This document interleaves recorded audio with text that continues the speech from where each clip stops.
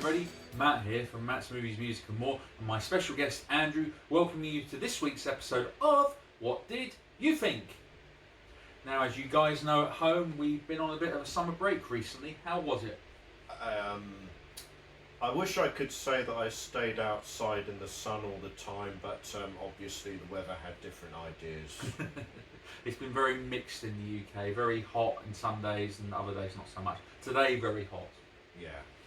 So, and here we are sitting here. Yeah, we're sitting inside getting heat stroke, I think, from the heat outside. The things I do for you. So, if you saw our last episode on What Did You Think, you'll know that we covered from the superhero category, we did the specials. Specials, yeah. Yes, you like doing that, don't you? Specials. Yeah, and to replace the specials, we put in there the classic Sam Raimi movie, Darkman. Oh, the Liam Neeson one. Yes. Yeah, that'd be interesting. Yeah, the non-taken role. Yeah. Yeah, and to replace this movie today, because the Twister Spinner landed on the end of the episode for Matt's pick. So blame him. Yeah. To replace this movie that we're going to talk about today in Matt's pick, we've gone with the 1995 drama thriller Eede, which is Eede. It is a British football hooligan movie which stars a bunch of actors you may have seen on television, such as Rhys Dinsdale, Warren Clark, and Philip Glenister, to name a few. Okay. Yeah. Like I said, I'll blame you. Yeah, I know you don't like football. I'm sorry. Let's see how this goes, but my expectations aren't brilliant at the moment. Okay, so we're going to go on to this one. Be sure to watch that video. So for this one today, we're going to be doing the 1968 comedy The Party, which is directed by Blake Edwards, and it stars Peter Sellers, Claudine Longet, and Steve Franken as the drunken waiter. in the title role of the drunken waiter. Yeah, well, I had to name him because of all the characters in it, he's the most memorable for me. Okay, fair enough. So, The Party. Had you seen it before it came up on there? I was not even aware that this movie existed. Okay. So I'm sorry about that, but can you describe what you think of it? Because I mean, obviously, you know Blake Edwards' output, given that Peter Sellers was in the Pink Panther movie. So yeah, did you assume it was going to follow? Well, Blake Edwards and Peter Sellers are inseparable in a certain degree, and I thought, oh, as soon as you mentioned those names, even though I didn't know the title, I thought, oh, okay, it's part of that canon of the Pink Panther and Casino Royale. Okay, I've got a decent visual idea and tonal idea of what this movie is like. Okay. Yeah. So if you can describe the plot to our audience, that'd be great. Plot. Yes. There's a plot to this movie. Is there a story, a narrative with character arcs and stakes and development? A plot, you say, to this movie? You say there's a plot or a story to the party? Okay, well, I've got something here, and I'll read it out loud. But there's a film crew out in the desert somewhere that's making a Gunga Din-style costume epic drama movie with cavalry and fighting and shooting and the oldie days. Unfortunately, it has Peter Sellers' character as an extra, who's called Ralph Bakshi. No, wait. No, that's the animation director, isn't it? Yeah. I'm going to probably end up calling him that because that's all I kept thinking as soon as I heard his surname. Harundi V. Bakshi. Yeah, is that's that how right. you pronounce it? And he's an Indian, an Asian man. We'll get onto that, I'm sure. But basically, his role is to be an extra in this movie. There's a boogler, the one who does the call. And in the very first scene, he does this. Oh, the cavalry is coming. And he keeps doing it because that's what he's been told to do by the director. And so they shoot him, pretend guns, I hope. And he's still doing it because that's what he's been told to do.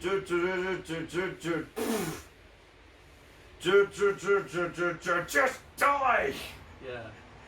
And he's doing that. He's got his 20th century watch on in a 19th century costume drama, and he's like, "Oi, what are you doing wearing that?" But he's a very polite, a bit of an Asian stereotype. "Oh, I am so sorry, Mr. Director," but he's incompetent here. He's incompetent with his costume, and then they're lining up. The big fortress is going to explode. There's a lot of money on this. We can only do this, blow up the fortress once, okay?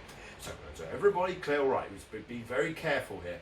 But he's walking around and he sees something. "Oh, I need to tie my shoelaces. I'll just put my foot on here." Unfortunately, he puts his foot on the plunger and blows it up before the cameras can roll. And the director's like, "Could you get off my set? You've ruined my movie.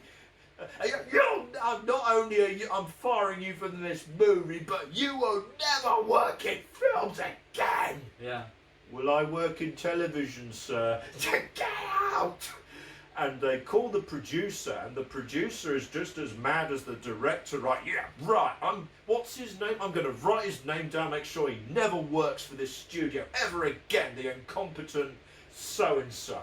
He writes it, he has to find a bit of paper on his desk to write the name Harundi V. Bakshi down. Right, okay.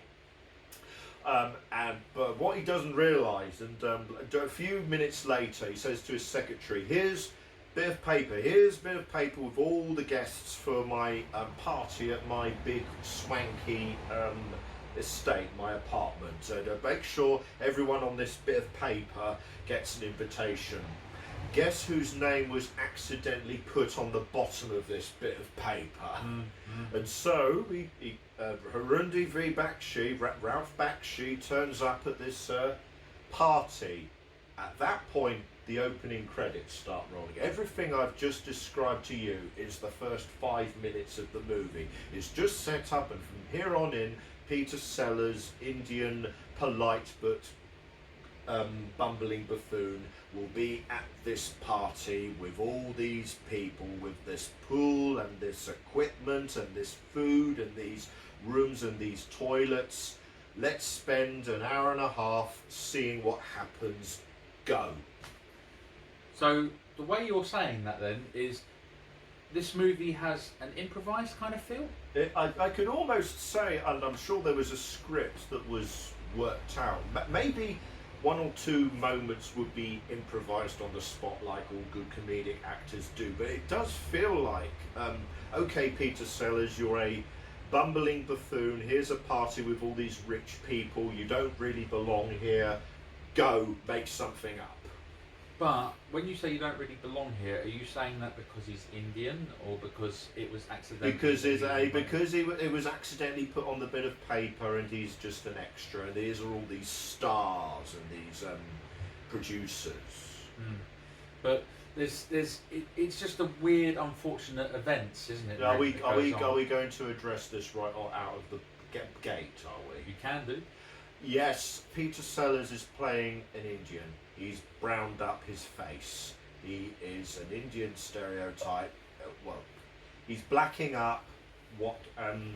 This is the thing that I took going into this movie, and what everybody today with a 21st century mindset would go, "Oh no, it was the 60s and they're playing a different race. Oh no, 51 years ago it was a different world." This is going to be an hour and a half of being awkward and being embarrassed watching this.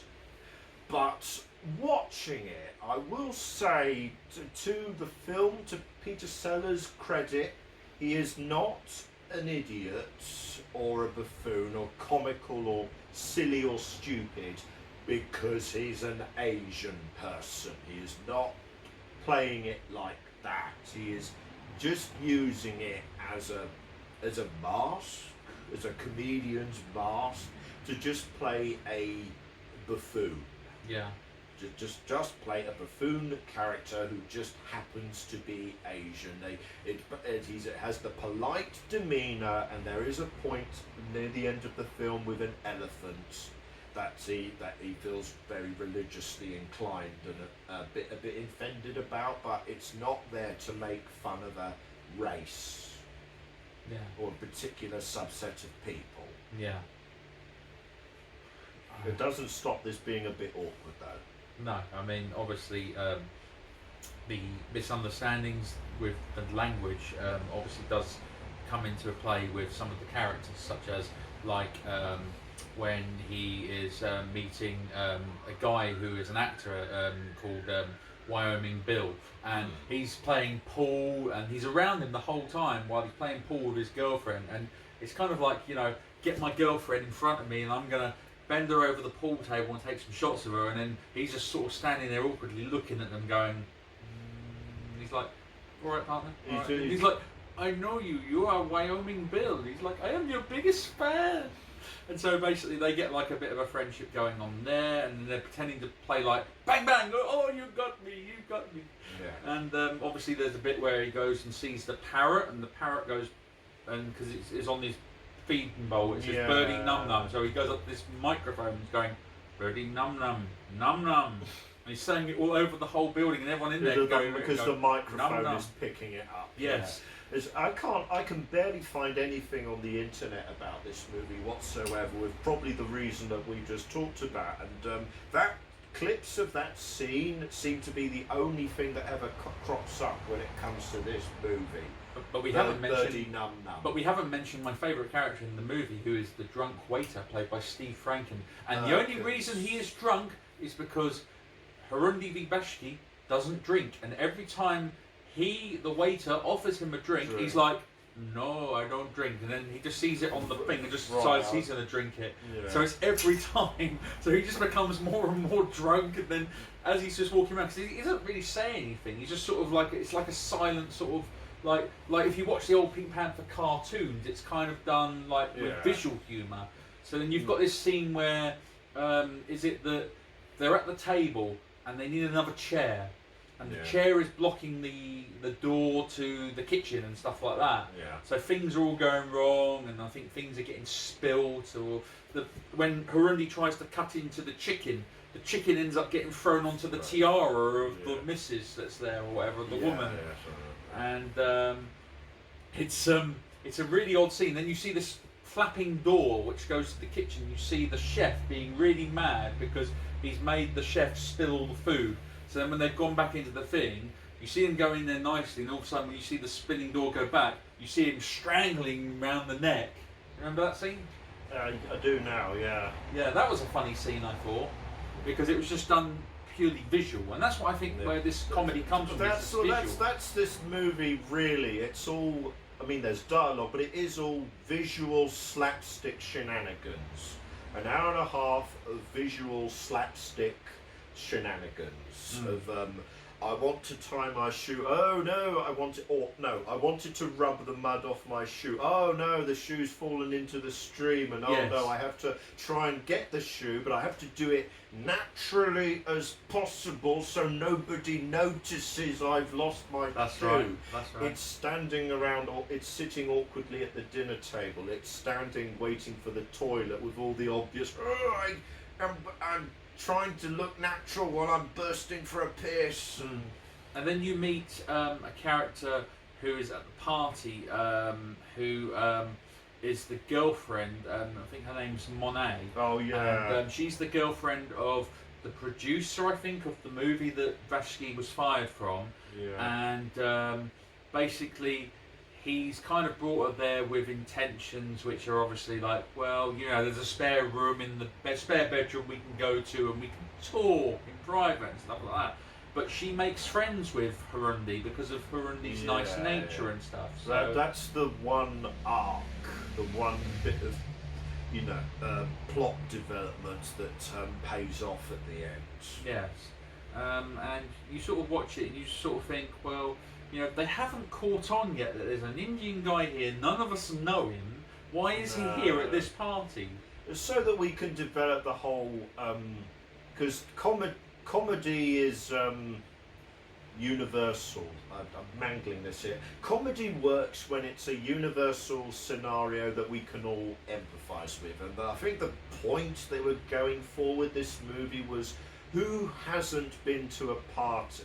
Who's been to a party and felt like that they don't belong here? They feel awkward, but they're trying to fit in or trying to blend in with everyone and not doing a good job of it, and mucking and reaching for things only to muck things up. Was I going somewhere with this? Well, I think that's the whole gist. That's the whole thing.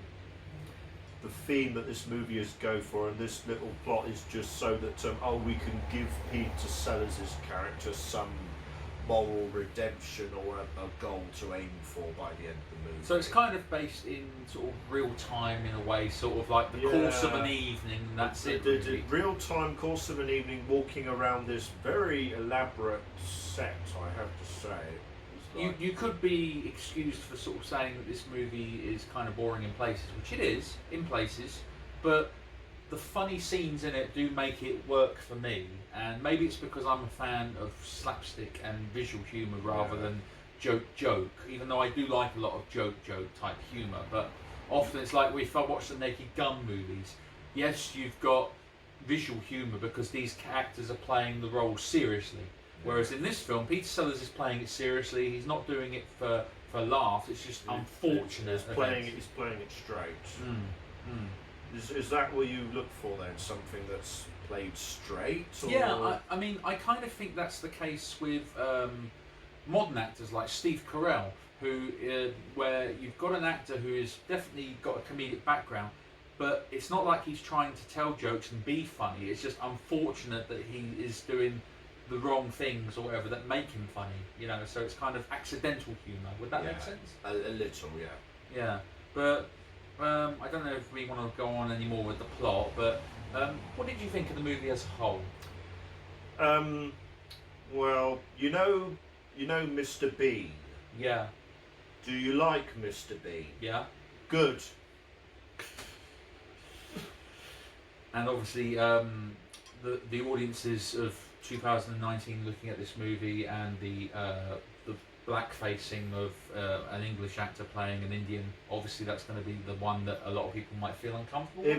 It might taint people's enjoyment, unfortunately, because I don't think, I was worried at first, but watching the movie, it does not have any malicious intent behind it. About the humour, it was very well done. It helped me appreciate, because I haven't seen a lot of his work, or at least not seen a lot of Peter Sellers' work in a long time. It helped me to appreciate what a great comedian he was, how very meticulous and how well thought out his physical humour and his manner of speech, especially when playing foreign people like this, how well crafted it is, and how good Blake Edwards. I think they didn't get along, or they had a very fractious, difficult working relationship, but they clearly worked well. I mean, look at the Pink Panther. Yeah. Again, that's sort of visual humour, isn't it? Because Clouseau is not deliberately being funny. He's just bumbling, same as this character. It's kind of unintentional humour, and I think that's what Peter Sellers was always good at. I never thought he was really much of a joke teller. It was more of a visual kind of thing. But do you want to know why I picked this movie? Please do. I remember watching this in the early 1990s. I think we'd got it on an old format, ironically, on Laserdisc. And it was one of these movies that my family said, you should watch this is really funny. And I watched it with them one Saturday night, I think it was, and I really enjoyed it. I had a laugh. And I think, dare I say it, as I've gotten older, and that was like 20 years ago, my feelings have changed on it, but I still like the movie a lot. I think the movie's fun in places. Yes, it's a little bit boring here and there. This is the sort of movie that I can imagine being played nowadays, Sunday afternoon television, maybe? Would that make sense? Or very late night after sort of 1 o'clock in the morning, maybe something to watch after you've gotten from the pub, maybe? Well, the tone of it makes me think this is something you can watch on a dreary Sunday afternoon on BBC Two or something. Yeah. Although I do think, if it's worth discussing, that would it be broadcast now? Yeah, because of this, yeah. This is what I hate now about the way 2019 is. I don't really want to voice my opinions about the Me Too and everything like this, but we have to understand that these movies were made in different times. Same with TV shows as well. You've got the classic British sitcoms which would make fun of coloured people or Asian or Indian stereotypes or whatever, you know, and it was never meant as being malicious. It was just meant as a bit of humour, a bit of fun. Yeah. But unfortunately, people see things in different ways now, and it's frustrating, really, I would say, because something like this, which is a good movie, and people should know about it in the Peter Sellers canon, but the trouble is they probably won't because, as you said, it won't be shown on TV enough now. Yeah. I am, like you say, don't go great into it, but I think this is a good example of a harmless enough bit of slapstick.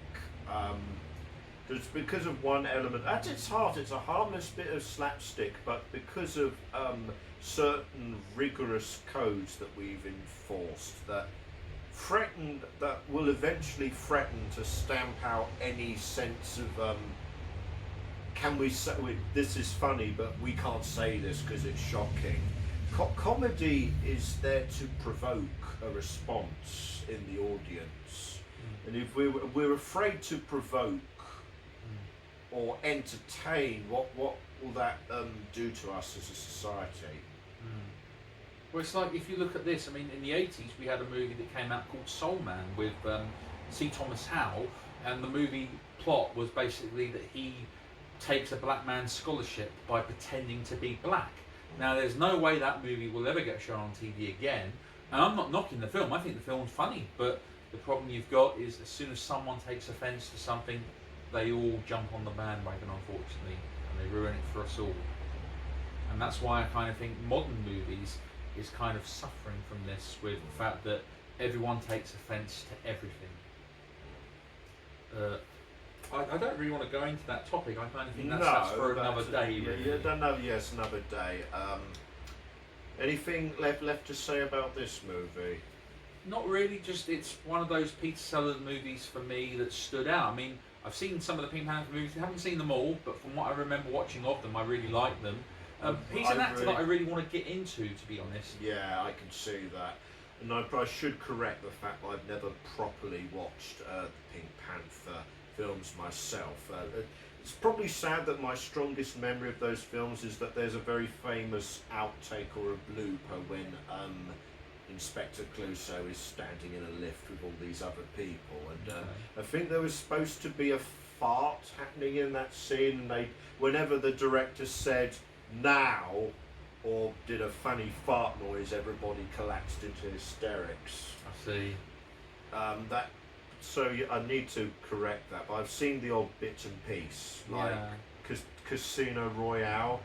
I did think of Casino Royale when it comes to my only negative when it comes to this movie, because it's a harmless enough, enjoyable bit of slapstick, but the climax with an elephant, everything escalates, everything turns into a disaster, everything turns into a great big bubble bath, literal bubble bath of chaos. Yeah. And okay, fair enough, that's a great big climax escalation for all the bumbling errors that this character has done, but it also made me think of Casino Royale, the way that movie descended into just a great big, let's blow up everything! That's what ends up with the party. But let's blow everything up and everyone's falling over. It's like, I should just take that as a silly culmination of chaos, but all I think is, wow, they really splurged their budgets in 60s movies, didn't they? They just went wild.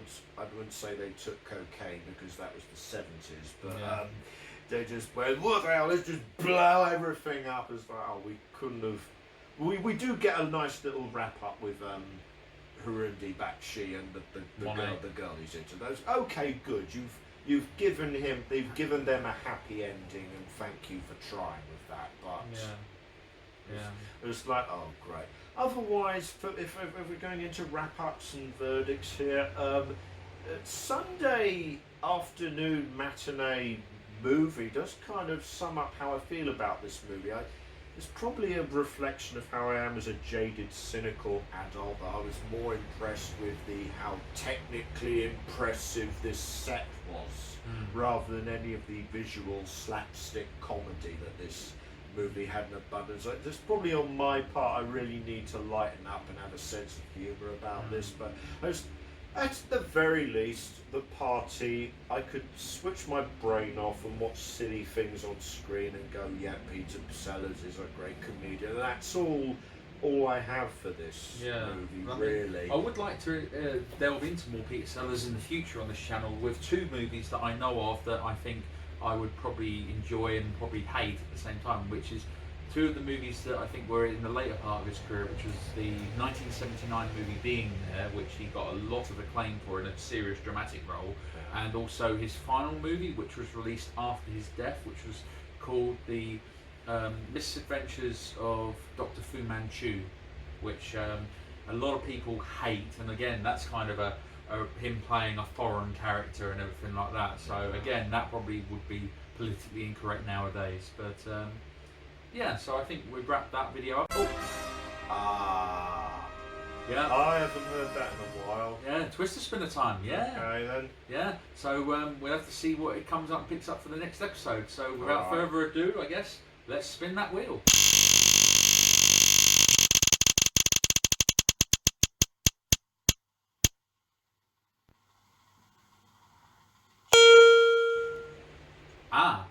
It's landed on WTF. So let's see what WTF is. It is The Greasy Strangler. Hooray! I suppose. Are you looking forward to that one? I was morbidly curious, yes. So yeah, be sure to check out that episode on the next episode. What did you guys think of The Party? Is it something you've seen before? Are you fans of Peter Sellers? If so, let us know. We've got plenty of videos coming up on the channel. We've got Andrew's series at the Movies with Andrew, where he talks about the latest films in the cinema, and my solo videos and other things coming up. So yeah, thanks very much everybody. Check out all the social media posts, they're all in the descriptions. And thank you very much everybody, and a nice closing statement from you, Andrew. Birdie num num. Ready num num, yes. Yeah, that. Thank you everybody, bye bye.